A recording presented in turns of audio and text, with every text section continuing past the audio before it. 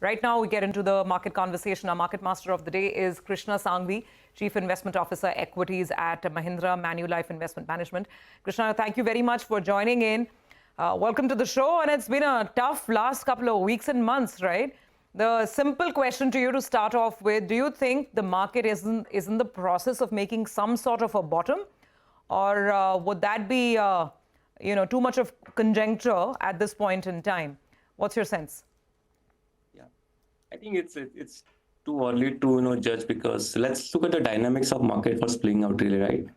We're looking at a large amount of selling by foreign investors, as well as large amount of money raised by listed companies or maybe to be listed companies via IPOs. So somewhere that supply dynamics of the market has taken a change vis-a-vis what we were used to in last maybe overall 2 years period. If you look at last 4 months has undergone this change, and we need to worry about that from a market dynamics perspective. I think as far as economy is concerned, reasonably on track, that 6.5% GDP. Yeah, we we're going to clock a bit lower than what the number was at the beginning of the year in terms of FY25. But some of those, deviations are likely in this geopolitics world where too many things happening outside India, outside our own comfort zone. Plus, some marginal hits and misses on companies. So I think the real challenge in last 4 months period for market has been, how the supply side of the market has caught up vis-a-vis, the demand. So we not really sure in terms of, how that incremental selling can happen, because especially for FPIs, they do look at India as one of the countries to invest. They have their own, opportunities or options to evaluate vis-a-vis some other emerging markets or even some developed markets also. All right. Hi, Krishna. Good morning and good to see you. But Krishna, do you think that we are closer to the bottom? There was exuberance that played out. That's why we went dancing away, both the headline index and the broader markets as well. But do you think, going by the RBI action, the government as well, they've laid out a good outline with regard to the consumption picking up in the second half of the year. Capex is picking up on ground. And these are various indicators that indicate that the economy is doing okay. The markets are, in a bit of a flux. So do you think, putting all this in the backdrop, do you think we're closer to the bottom on the headline index that's on the Nifty? Would that be fair to say? Yeah, it'll be fair to say, because, if you look at markets, whatever concerns of, valuations were more in the, the larger market, like small cap, mid cap indices had these challenges of valuations. I think on a large index, Nifty, reasonably, comfort on valuation front, plus all those factors you mentioned, economy on a better track, especially, the December GST collection was pretty good at, double-digit collection growth we saw for quite some time.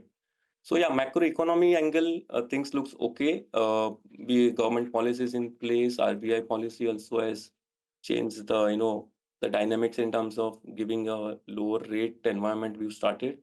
So that way looks good, yes. Good, but as we speak, currently at the low point of trade for the frontline indices, the Nifty below that 22,900 mark, and it's been led lower by a couple of these, a lot of the domestic facing names itself. We have Grasim, which is at the low point of trade. We have Shriram Finance lower as well, BPCL lower, ONGC, Bharti Airtel. After that up move that we saw at the open itself, that's been sold into currently at the low point of trade. And we are seeing some declines in a couple of these auto names like Hero Moto and Eicher Motors too. On the way up, however, some support coming in from IT. LTI Mindtree has moved to the high point of trade. Tech Mahindra is doing well, as is HCL Tech. So the IT index comes up for you, the Nifty IT. That's telling you that there is some support coming in from that part of the market. M&M, interesting, very, very interesting, was down 4% in yesterday's trading session, opened as the top Nifty loser. That dip has now been bought into, and the stock is marginally in the green. Krishna, you did say that maybe, at the headline index, we seem to have made a bit of a bottom.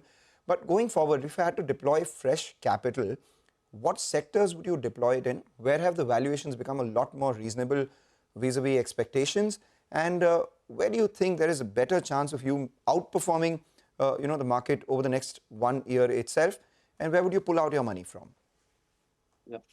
Yes, I think, in the context of valuations, over and above the sectoral dynamics, I think one needs to be slightly more, receptive to the fact that across all sectors, the large caps are more attractively valued vis-a-vis the mid and small of the same sector. So, it's going to be a little bit a combination between sectors on one face as well as, the large cap versus mid and small. And that has been the case, right? Even in CY24 or maybe quite a bit part of CY23, we had this, situation where large caps as a category would have underperformed across the sectors vis-a-vis their own peers in those sectors. So I think it's a little bit reversal of that large cap versus mid and small trade. Coming to sectors, clearly today, financials looks interesting category from a valuation front. We are possibly at a bottom in terms of what we've seen historically on financials. Earning growth is on track. Even last quarter or so, financials continue to report a nice earning growth. In fact, if you look at quarterly, financials are almost 40% of NSE 500 profits. So it's a large, profit surprise or profit growth coming from that segment. Financials are interesting. Yeah, consumers can be a nice sweet spot for, lot of volume growth, stroke profitability growth, because post budget, that large number of 80,000 crores to 1 lakh crores range for tax saving by individuals, which can flow into consumption related activities. So those two looks a good spot. I think IT pharma has their own challenges, partly emanating from outside India in terms of what can happen to tariffs. So it's slightly difficult to gauge any policy action coming from US on tariff front. So no clearly view right now. Let's wait for a month or so for US to really spell out what they're looking to do on tariff front. Okay. By the way, the news from the screen is not very promising. Look at the mid-cap index already. It's down about 0.7%. Now, there's a familiar pattern that we open and then the drift down starts. Even the Nifty is now down 60, 65 odd points. And I just want to point out one more thing. The VIX has been moving higher the last couple of days. The VIX has now crossed 16. It's still not at the high seen just before the budget. That's when the VIX had really spiked because of volatility, pre-budget volatility. It moved up to almost 18.